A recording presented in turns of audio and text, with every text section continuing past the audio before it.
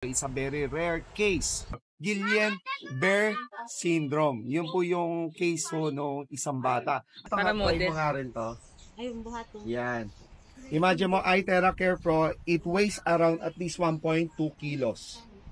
Alright, so thank you baby Kiana. O diba, ang lakas na talaga na igaganon na sa akin. O eto na, parang gano'n eh. Ay, galing. Actually, eto po yung mami niya. Ano po nila ulit? Jayan Agsalo. Nag-start po kami talagang mahina po talaga yung mga paa niya, hindi nakakalakad.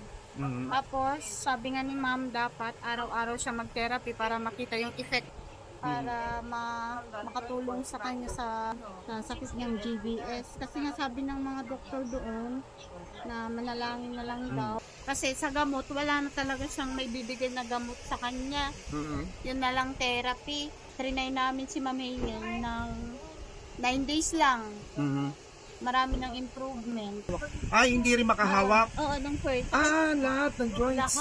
Nag-i-start daw po sa ibaba, tas pataas. Paangat. Oo. Parang napansin namin na humina din yung katawan niya. Tapos yung pag humawak siya ng isang bagay, halimbawa yung babasagin na, talagang nalalaglag na. So wala siyang grip, wala siyang lakas na ano talaga. Ang worst case scenario, kapag wala ng pag-asa yung GBS, ano yung... Totally paralyzed na.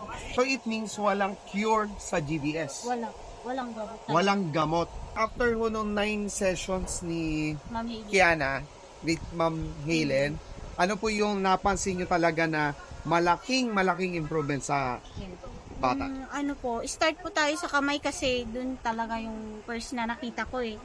Sa paghawak niya ng baso na babasagin ni Ma'am Helen, yung babasagin talaga malaki. Yung mabigat na baso? Oo, mabigat. Hindi na niya nabitawan nung araw na yun. First time pa lang First yun. session? Hindi na niya nabitawan yung baso? Kasi yung gamit niya sa bahay, parang ganito lang siya kaliit, pero babasagin din. Pero yung pinagamit ni Ma'am Helen, mas mataas siya na mas makapal. Tapos mas mabigat. Hindi naman niya nabitawan. Kaya yun ang first na napansin ko dun sa first session. First session? First session pa lang po yun. Tapos ng mga sumunod na yun, naka-9 session na, ano yung pinakamalaki nakita mo talaga na ngayon, na improvement? Yung paggalaw niya po sa pagbangon ng umaga kasi dati talaga hirap siya. Parang ginagawang tungkod niya yung braso. Oo, para makabangon lang. Ngayon, up na siya, parang gaya na siya ng dati. Ay, parang normal na uli na bata. Nakakapag-swimming na Swimming? po. Tapos, Swimming? Nakakapaglakad na rin siya ng hanggang doon.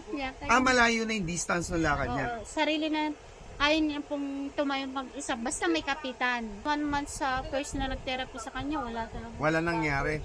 Anong therapy po yun? Paano yung ginagawa po Parang siya? exercise lang po. Tapos yung mga motion, Motion, gano'n. tapos yung parang palpation lang sa paa. Palpation. 1 month. 1 month and 1 week. Yan. Na nagganon. Walang nangyari. Pero sa iTerra po, ano po masasabi ninyo na... Parang maraming thank you kasi nga nakakatulong talaga. Ako na mismo ang nakakita, ganyan. Sa araw-araw na paggamit. Kaya nag-decidido na rin po ako bumili kahit yung pinakamababa lang. Kasi kailangan na po ng anak ko eh. Iba talaga pag magulang, no? Opo. Kahit ano ilalaban mo para lang magkaroon ng lunas talaga. Opo. Kaya gustong-gusto ko nang gumaling talaga kasi nga siya pa yung top 1 sa school eh. Maraming salamat. Alright, so thank you din po ma'am sa pagsubok ninyo. So siya si Kiana, okay? Siya yung may GBS, mga kaputol. Right. Ang challenge kasi, nung na-diagnose na si baby Kiana, ang nangyari sa kanya is paralyzed siya. Even grip, paghawak ng isang bagay, hindi niya magawa kahit ballpen nalalaglag.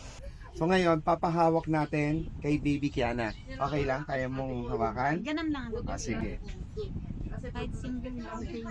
So hindi na mahina yung kamay mo? Kaya mo na talaga siya? Wow! O sige, abot mo sa akin. Iyawa mo. Wow! Pang ilang session niya ngayon? Pang ilang day niya ngayon? Pang 12 days? Ito nga, try mo nga rin to. Ay, yung buhat. Yan. Imagine mo, iTerra Care Pro, it weighs around at least 1.2 kilos. Alright, so thank you baby Kiana. O diba, ang lakas na talaga na igaganon na sa akin. O eto na, parang gano'n eh. Ay, galing. Ngayon, straight na yung paa niya pagkailakad niya. Sige nga, baby Kiana. Wow. So may laban na, may control na siya. May control na. Thank you Coach Hylen ha. Buti na lang may katulad mo na matyaga mag-therapy. Salamat sa Diyos dahil may iTera Care tayo. Thank you, Lord. At may maraming mga sinabihan na nawala ng pag-asa pero nagkakaroon ng pag-asa. So maraming salamat mga kaputol. Ako ang inyong pambansa kaputol, Strong Like TV. I serve and build with iTera Care. Alright. Kamusta ka na?